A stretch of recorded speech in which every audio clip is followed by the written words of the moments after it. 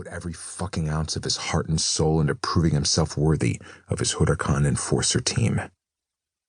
Hell, growing up an orphan dragon shifter, at the hairy edge of rogue the way he had, fighting for his very existence when many of his people would have seen him dead, had prepared him for this moment.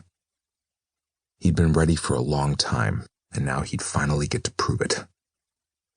Divorcing his mind from the screaming pain, Aidan quieted his body. He couldn't wait for any of the other members of the team to intervene. With a twisting move he'd learned wrestling with the other shifters at the home for orphans where he'd grown up, Aidan not only yanked his arm free, but took one of the dragon's teeth with him in the move. The other shifter yowled his pain. Aidan slithered around, finding purchase on the curved spikes protruding along his opponent's spine, and climbed onto the guy's back, riding him bucking bronco style. The ground rushed up at him, and he knew exactly how long he had before he needed to let go. Sinking his talons deep into the other shifter's bony shoulder, Aidan lunged over his attacker. Striking like a cobra, he managed to get his own piercing teeth between steel-hard scales, right at the base of the shifter's neck. The white dragon, even as crazy as he'd been acting, froze in his grip, survival instinct kicking in hard. Aidan hadn't bitten with enough force to snap his neck. Yet. He applied pressure so the shifter knew he was screwed. "I'm going to flare my wings and slow us down. You are going to stay very, very still. Got it?" "Ah," came the resentful response, along with a low rumble of a growl. Russian. Some dragons adopted the native language of the home-based country of their clan, but not as much here in the States, where most spoke English. Interesting. Throwing his arms out wide, Aidan clenched against the force of the wind dragging at him, straining the wound still raging on his wrist, not to mention his wings. Dragon's wings were designed to carry one, not two. They were going to hit hard. Bracing himself for impact, Aidan had to clamp down as the creature in his grasp started the struggle, thrashing his tail around, making it even more difficult to stop this runaway train. "Hold still," Aidan growled, biting harder. The white dragon stilled, though his entire body vibrated in Aidan's grasp, like his nerves were live wires. "Wilt kill us."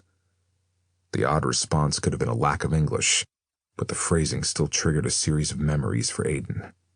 Was this a new dragon, shifting for the first time? "Calm down." "Hey there, rookie," Riven's voice pinged through his mind. "Need some help?" came Kagan's lower-pitched tones. Both his teammates' amusement grated, but they didn't wait for him to answer. The two white dragons on his team appeared on either side of him and latched onto the dragon he held. Together, the three of them not only landed, but managed to avoid the fire ravaging the mountains all around. Not that fire would harm them. Seconds after landing, a sapphire blue dragon, scales like living water in the shimmering light of the fire raging nearby, landed beside them. His alpha's claws scraped with a curdling screech as Finn found purchase in a large swatch of exposed granite. "Thanks for the warning," Aidan shot the thought at his leader. "I wouldn't have seen him otherwise." Finn had led their team of dragon shifter enforcers for hundreds of years, a position of honor, appointed by the kings themselves. Until recently, Finn had led with his brother, Fallon, at his side. But Fallon was in Europe now, mated, and the healer for the king of the Blue Clan. His vacancy on the team had opened up a spot for another blue dragon, the chance Aidan had been waiting for. Finn nodded in acknowledgement, then turned to the captive and bared his teeth, a low rumble of warning vibrating from him like the sound of an earthquake. He kept his wings flared wide, ready to pounce or drop away at any second.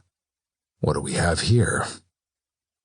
Given how the young dragon was trembling, not in fear, but as though he couldn't control his body, combined with the glimmer of mirage-like waves that faded in and out around him, signs Aidan had seen before, he had a fair idea.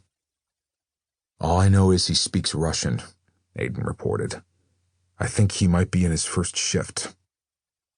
A glance passed between the four of them, acknowledging the significance of that fact. Confident his captain